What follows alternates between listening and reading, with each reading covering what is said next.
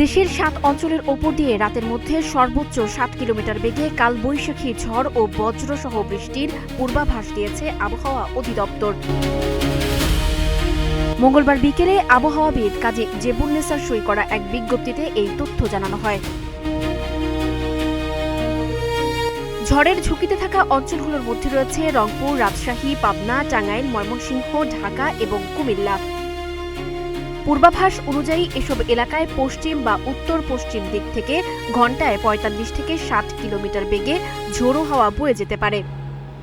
এই পরিস্থিতিতে সংশ্লিষ্ট এলাকার নদী বন্দরগুলোকে ১ নম্বর সতর্ক সংকেত দেখাতে বলা হয়েছে।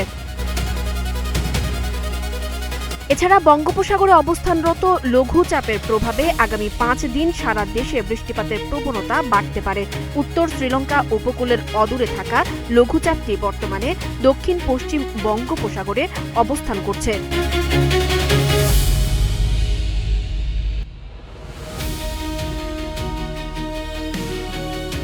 এর প্রভাবে দেশের বিভিন্ন বিভাগে অস্থায়ী দমকা হাওয়া সহ বৃষ্টির আশঙ্কা রয়েছে। এ সময় দিনের তাপমাত্রা সামান্য বাড়লেও রাতের তাপমাত্রা অপরিবর্তিত থাকতে পারে।